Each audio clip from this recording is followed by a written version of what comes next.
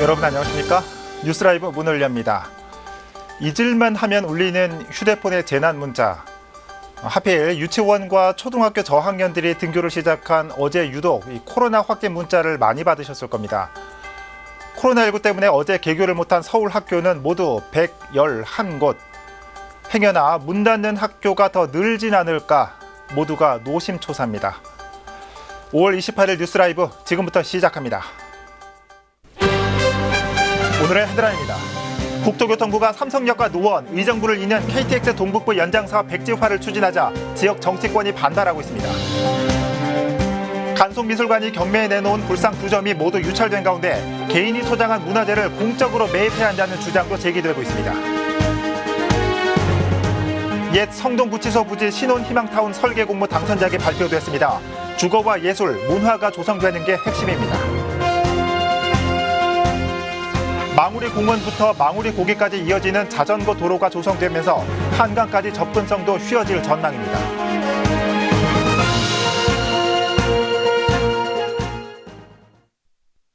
국토교통부가 강남 삼성역과 노원, 의정부를 연결하는 KTX 동북부 연장 사업을 백지화하려 합니다. 사업성과 안전성이 발목을 잡는다는 겁니다. 노원구 등 해당 정치권은 정상 추진을 위해 공동 대응에 돌입했습니다. 박선아 기자의 보도입니다.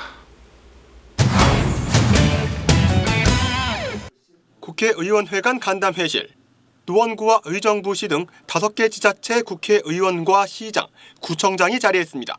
국토교통부로부터 KTX 동북권 연장 사업 경과 보고를 받기 위해서입니다. 김현미 국토부 장관은 모두 발언에서 광역철도 GTX C노선 조기 개통을 약속했습니다. 국토부는 앞으로 수도권 동북부의 교통 문제 해결을 위해 GTX 조기 개통에 총력을 다하겠습니다. 묘한 기류가 감지된 건 모두 발언 직후 간담회는 언론 비공개 속에 진행됐습니다. 예정된 30분을 훌쩍 넘었지만 대화는 끝나지 않았습니다. 회담 후 공개된 간담회 주요 내용은 국토교통부가 사실상 KTX 동북권 연장 사업을 포기하려 한다는 것입니다. 국토부는 포기 이유로 사업성과 안전성을 들었습니다. GTX와 KTX 사업을 동시에 추진하면 수요가 분산돼 사업성이 떨어진다는 것입니다. 또 KTX 사업은 GTX 노선을 혼용하는 것으로 설계 중인데 300km대의 고속 주행을 GTX 노선이 버티기란 기술적으로 어렵다고 밝혔습니다. 국토부 답변에 동북권 정치권은 격한 반응을 보였습니다. 두 사업을 함께 추진하는 것으로 예비 타당성 조사까지 마쳤는데 사업을 뒤집는 건 있을 수 없다는 것입니다. 국토부가 취소 이유로 주장한 안전성 문제와 관련해서 김성환 국회의원은 GTX 속도로만 주행해도 문제될 게 없다며 중요한 건 속도가 아니라 KTX 개통 의지라고 말했습니다. 평행선을 달린 양측의 입장, 동북권 정치권은 KTX 연장사업준비위원회를 구성해 공동 대응에 나섰습니다. 국토부가 거기에 KTX를 넣는 문제에 대해서는 여러 가지 이유를 들어서 KTX를 취소하는 방향으로 의견을 모아가고 있는 것 같아요. KTX를 다시 제대로 추진할 수 있도록.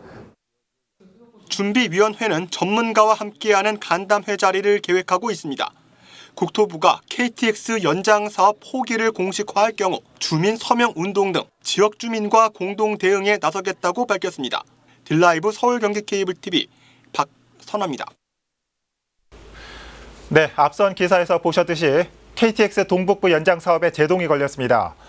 해당 정치권도 비상이 걸렸는데요.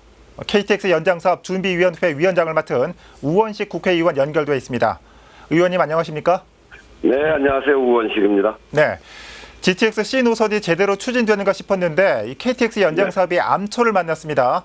그제 저희가 취재할 때 이 간담회가 비공개로 진행돼서 취재가 제한됐었는데 이 당시에 국토부 입장은 무엇이었고 또 간담회 분위기는 어땠는지 먼저 전해주시죠. GTX C 노선을 설치하는 것은 문제가 없고요. 네, GTX에다가 KTX까지 함께 얹어서 같이 건설하는 게 원래 계획이었는데 그것이 좀 어렵다는 겁니다. 그 이유는 첫 번째는 이제 KTX가 시속 300km까지 가잖아요. 예. GTX는 속도가 떨어지는데 그렇기 때문에 철도를 KTX형 철도로 놔야 하는 문제, 이게 비용 문제나 시간이 더 걸린다는 것이고, 예. 두 번째는 이게 속도가 서로 달라서 GTX를 운행하는데 간섭이 생기고, 따라서 GTX를 운행하는 횟수를 줄여야 하는 문제가 발생하기 때문에 예. 오히려 불편이 생겨날 수 있다, 이런 문제 제기를 국토부에서 하고 있죠. 예.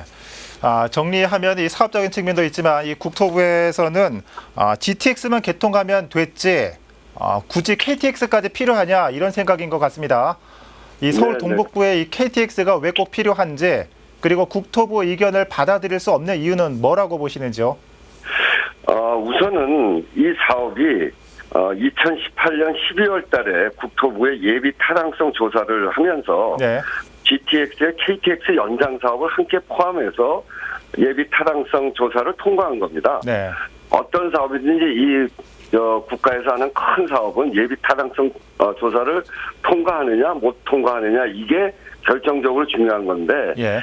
KTX 연장 사업까지 포함해서 예비 타당성 조사 사업이 그 비용 편익이 통과됐음에도 불구하고 이것을 갑자기 줄인다고 하는 것은 도저히 납득할 수 없고, 또 이 동북부의 KTX를 이용하는 분들이 지금 320만인데 네. 앞으로는 이제 의정부, 파주 이렇게 해서 더 많이 들어갈 것이거든요. 주민들의 숫자가 훨씬 더 많이 늘어납니다. 그래서 문제는 KTX를 의정부에서 한번 타고 목포나 부산까지 바로 이렇게 갈 수 있도록 만드는 것이 중요하지, KTX를 타기 위해서 몇 번씩 차를 갈아타는 문제, 이런 문제에 대해서는 이미 예비 타당성 조사 사업할 때 국가가 그것을 약속한 것이기 때문에 그 약속을 지켜야 된다, 이렇게 저희들이 이야기하는 겁니다. 예. 그리고 이제 또 하나는 그 속도가 다르기 때문에 여러 가지 문제가 있다고 하는데, 네. 저희들은 의정부에서 수서까지 굳이 KTX가 전 속도를 낼 필요는 없습니다. 그 구간이 GTX 속도로 가도 10여 분이면 가는 것이기 때문에 네. 이 문제는 한번 타고 바로 앞에서 말씀드렸듯이 부산이나 목포를 갈 수 있도록 하는 편의를 이번 기회에 KTX 연장 사업을 통해서 확보하자고 하는 것이기 때문에 그런 점에서 국토부가 주장하는 것을 저희들이 받아들이기 어렵다, 이렇게 생각합니다. 예. KTX 사업 정상화를 위해서 앞으로 어떤 행보를 보이실지 좀 구체적으로 말씀해 주실 수 있습니까?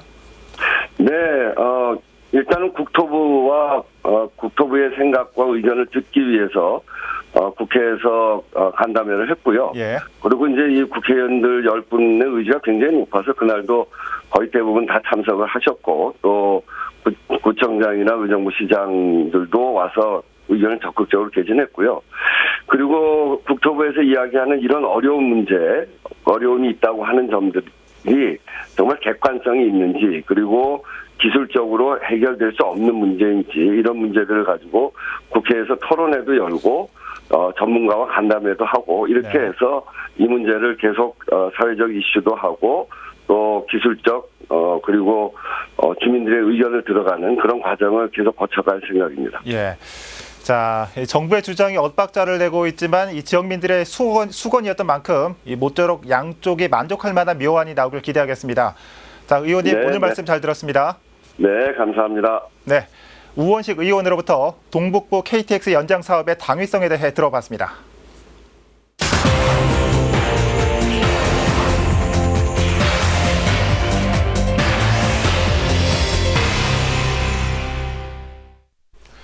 우리나라 최초의 살인미술관인 간송미술관에서 보물로 지정된 신라시대 금동불상 2점을 경매에 내놓았습니다. 누적된 재정난과 상속세 때문이었는데, 하지만 바로 어제 열린 경매에서 2점 모두 유찰됐습니다.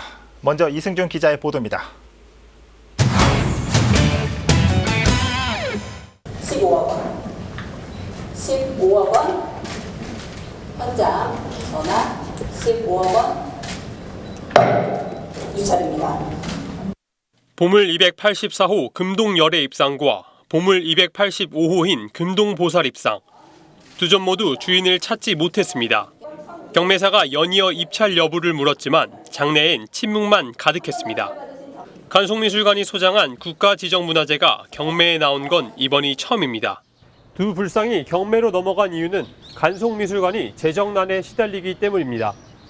간송미술문화재단 측은 대중적 전시와 문화사업을 병행하면서 누적된 재정난과 대를 이어 운영하면서 발생한 상속세 등 때문에 문화재 매각이 불가피하다는 입장입니다. 이렇게 재정난에 의해 국가지정 보물이 경매에 나오자 기관에서 집정 매입해 공공성을 확보해야 한다는 주장도 높습니다. 이 좋은 작품들, 보물이 소위 말하는 보물이 개인 소장이나 이제 수집가에게 이렇게 돌아가게 된다면 이게 시민들이 이 작품을 보고 누릴 수 있는 문화의 권리가 아예 박탈이 되는 거거든요. 실제로 이런 여론에 국립중앙박물관에선 매입 의사를 밝혔으나 예산 부족 등의 이유로 경매에 참여하진 않았습니다. 하지만 세간의 이목을 끌었던 두 점의 불상이 주인을 찾지 못하면서 향후 행방에 대해 관심이 쏠리고 있습니다. 딜라이브 서울 경기 케이블 TV 이승준입니다. 간송미술관, 일제강점기 시절 우리 문화재를 지킨 간송 전영필 선생의 소장품을 간직하고 있는 곳이죠. 하지만 앞선 기사에서 보셨듯이 재정난으로 인해 문화재들을 팔 수밖에 없는 현실에 놓였습니다. 유찰되긴 했지만 앞으로도 더 많은 문화재들이 경매에 나올 수 있는 여지는 남은 겁니다. 상황이 이렇다 보니 이번 기회에 국가에서 매입해 보존해야 한다는 목소리가 높습니다. 문병훈 서울시의원과 보다 자세한 얘기 나눠보도록 하겠습니다. 의원님 안녕하십니까? 예, 안녕하세요. 문병훈입니다. 네. 어제 진행된 경매에서 결국 주인을 찾지 못하고 유찰됐죠. 네. 사회적 주목으로 인한 부담감 때문이라는 분석이 많은데 어떻게 보시는지요? 네, 어쨌든 정말 천만다행인 게 개인 수집가나 이제 개인으로 보관하려고 한 분들 손에 들어가지 않아서 너무너무 다행이라고 생각을 하고요. 네. 이걸 기회로 삼아 공공성을 보장할 수 있는 기관이나 어떤 단체에서 이걸 좀 확보했으면 좋겠다 이런 생각이 더 커졌습니다. 이 재정난으로 인해서 앞으로도 이 간송의 문화재들이 경매에 나올 수도 있다고 합니다. 지금도 말씀해 주셨지만은 이를 국가에서 매입해서 공공성을 확보해야 한다는 목소리도 나오고 있는데 이에 대해서는 어떤 의견을 가지고 계십니까? 네, 저도 같은 생각이고요. 이게 그동안 일제강점기 시대에 국가에서 하지 못한 일을 개인이 이제 정말 사명감을 가지고 해주셔서 너무 감사한데 지금 그 사명감을 이제 감당하지 못한 상황에서 이제 나온 거라고 저는 생각을 하고요. 이 사명감을 이제라도 국가나 단체에서 기초단체나 광역단체에서 할 수 있었으면 좋겠다고 생각합니다. 국가에서 중요한 문화재고 그리고 보물이라고 한다면 국가에서 보존하고 이것을 후손에게 전달해야 될 책임이 있다고 저는 생각을 합니다. 어제 불상이 나온 게 한 점에 15억이죠. 그래서 두 점에 30억 원으로 알고 있는데 이 국립중앙박물관에서도 이 구매 의사를 밝혔지만 한 해 문화재 매입 예산이 40억 원에 불과해서 이 후원의 도움을 받겠다라는 입장입니다.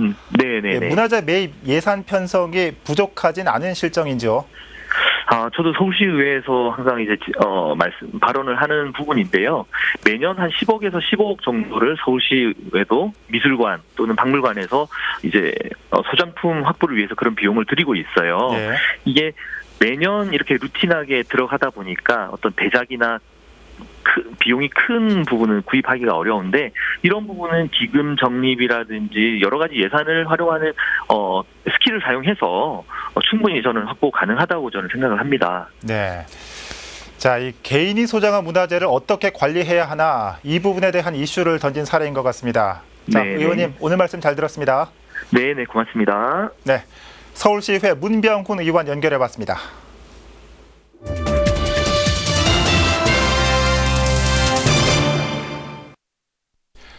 옛 성동구치소 부지 신혼희망타운의 청사진이 그려졌습니다. 서울시와 SH공사가 설계 공모 당선작을 발표한 건데요. 어떤 내용이 담겼는지 태윤영 기자가 취재했습니다. 8만 4천여 제곱미터 규모의 옛 성동구치소 부지입니다. 정부는 지난 2018년 수도권 주택 공급 확대 방안을 통해 1,300여 세대의 주택을 공급하겠다고 밝혔습니다. 700세대는 신혼희망타운으로 나머지 600세대는 민간 분양으로 조성하겠다는 계획입니다. 이런 가운데 최근 설계 공모를 통해 신혼희망타운의 청사진이 그려졌습니다. 구치소 담장으로 이분화됐던 주거 유형을 하나의 도시로 결합하고 예술과 문화, 창작이 결합된 거리 중심의 마을 조성이 당선안의 핵심입니다. 특히 단지 내 마을 공방과 공유 주방 등 아파트 주민뿐만 아니라 지역민도 함께 교류할 수 있는 공간이 들어설 계획인 것으로 알려졌습니다. 서울시와 SH공사는 당선안을 바탕으로 내년 하반기 착공을 목표로 하고 있습니다. 신혼희망타운과 민간 분양 등 주택 공급에 대한 주민들의 반발은 현재 수그러든 분위기입니다. 다만 남은 부지의 활용 방안에 거는 기대는 여전히 높습니다. 주민들은 줄곧 부지 일부의 문화체육시설 등 주민 편의시설 조성을 요구해왔습니다. 실은 뭐 주택이니 뭐니 이렇게 그런 것까지야 저희가 막을 수는 없죠. 예, 체육시설, 문화시설, 전 노인 복지시설 이런 거 상당히 많아요. 그래서 우리 가락 이동해서 어디 갈 데가 없어요.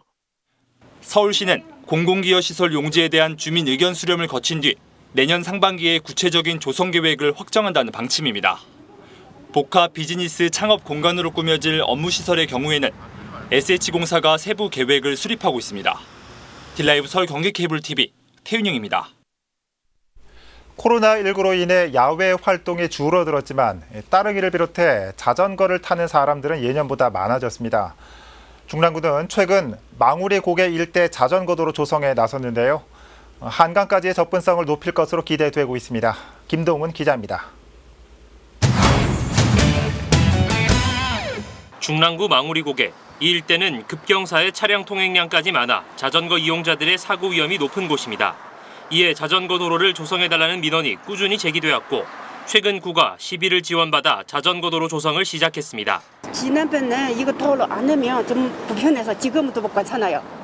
이제는 이거 많이 좋아요 이거. 그냥 자전거 길도 있고 사람 끌는 것도 있고 진짜 괜찮아요. 자전거 도로는 망우리 공원 앞부터 망우리 고개까지 이어지는 총 385m 길이로 조성됩니다. 기존 보도 일부를 자전거 도로로 변경하는 방식으로 중랑구와 구리시 사이 단절됐던 자전거 도로가 연결돼 한강까지의 접근성이 용이해질 전망입니다. 한편 구는 현재 52개소인 따릉이 대여소를 지속적으로 확대해 자전거 이용자 편의도 확대해 나갈 예정입니다. 이번 해에 그 18개소 발굴을 해가지고 지금 5월 중으로 설치가 지금 되는 중이고요. 그리고 이제 이번 해에도 역시 따릉이 후보지를 지금 발굴을 쭉 지금 해나가고 있는 상황이고 31개소 정도를 이번에는 추가로 설치하려고 계획하고 있는 중이에요. 한편 망우리 고개 자전거 도로는 노면 표시와 미끄럼 방지 유색 포장 등 안전성 강화에 중점을 두고 6월 말 공사가 마무리될 예정입니다. 딜라이브 서울 경기 케이블 TV 김동훈입니다. 매 장마철마다 하천의 급작스런 수위 상승으로 주민들이 고립되는 사고가 심심치 않게 발생하고 있습니다. 구로구 등 4개 자치구를 관통하는 도림천의 경우 고립 사고 발생 위험이 더 높다고 하는데요. 올해 역시 주의하셔야 할 것 같습니다. 엄정규 기자입니다. 오전 시간임에도 산책과 라이딩을 즐기는 주민들로 북적이는 도림천변입니다. 구로구는 물론 영등포, 관악, 동작구에 걸친 도림천은 주민들에게 사랑받는 휴식처 중 하나입니다. 여름에도 시원하고 겨울에는 뜨뜻하고 비 올 때 좋고 굉장히 많아요. 주말에는 말할 거 없고 요즘 코로나 때문에 더 많아요. 장마철이 되면 도림천은 사고가 도사리는 위험 지역이 됩니다. 집중호우로 급작스레 수위가 상승할 경우 고립사고가 빈번히 발생하기 때문입니다. 하천 양옆이 일부 도로로 복개돼 신속한 탈출이 어려운 구조입니다. 때문에 도림천 구로구 구간에는 사람의 진출입을 통제하는 차단기가 설치됐습니다. 집중호우 시 관제센터 또는 순찰자가 휴대폰 앱 등을 이용해 조작하는 방식입니다. 차단기는 구로구 내 18개 도림천 진출입로 모두에 설치됐습니다. 도림천은 수심이 낮고 하폭이 좁아 급격한 수위 상승이 일어나는 하천으로 진출입로 차단기는 도림천 상류의 수위를 인근 구청과 공유하여 원격으로 작동이 가능하고 수방대책 기간인 오는 10월까지 순찰도 강화됐습니다. 차단시설 점검과 유사시 시민대 피우도 진입 통제가 주임무로 모두 64명이 투입됐습니다. 군은 이 같은 조치뿐만 아니라 강우시 주민들의 자발적인 안전수칙 준수가 중요하다고 강조했습니다. 우기가 시작되면 하천에 방송되는 방송시설을 귀담아 들으시고 비가 조금이라도 오면 급격히 하천 수위가 증가하니 바로 대피하여 주시면 감사하겠습니다. 한편 기상청은 올여름 강수량은 평년과 비슷하거나 적을 것으로 예상되지만 집중호우 영향은 클 것이라고 전망했습니다. 여름철 하천 이용에 주의가 필요한 이유입니다. 델라이브 서울경기 케이블TV 엄종규입니다. 중구는 영세 소상공인을 위해 지급하는 긴급 생계비를 무등록 소상공인에게도 확대 지원합니다. 전통시장의 무등록 영세 상인이나 연중 상시 영업하는 무등록 소상공인이 대상입니다. 단 상인 회장이나 관할 통장에 보증이 있어야 합니다. 대상자에 선정되면 우선 35만 원을 지원하고 중구민일 경우 70만 원까지 지급합니다. 신청은 내일까지 가까운 동주민센터를 방문해 접수하면 됩니다. 강동구가 재활용 프리마켓을 운영합니다. 재활용 프리마켓에서는 주민들이 사용하던 옷이나 가재도구 같은 중고 물품과 핸드메이드 상품을 사고 팔 수 있습니다. 강동구의 재활용 프리마켓은 매월 넷째 주 수요일 강동구청 앞 열린뜰에서 진행되며 올 10월까지 운영됩니다. 프리마켓 참여를 비롯한 자세한 내용은 강동구청 청소행정과에서 확인할 수 있습니다. 코로나19 대응 지침이 생활 속 거리 두기로 전환됨에 따라 성북구가 장난감 대여 서비스를 다시 시작합니다. 서비스는 코로나로 휴관에 들어갔던 월곡 육아종합지원센터와 보문 부모지원센터, 성북 장난감 도서관에서 이용할 수 있습니다. 장난감 대여 서비스는 내일까지 시범 운영을 거쳐 다음 달 1일부터 정상 운영에 들어갈 예정입니다. 시범 운영 기간에는 오후 2시부터 7시까지, 정상 운영 기간에는 오전 9시부터 오후 6시까지 대여가 가능합니다. 서비스 이용 시에는 마스크를 꼭 착용해야 합니다.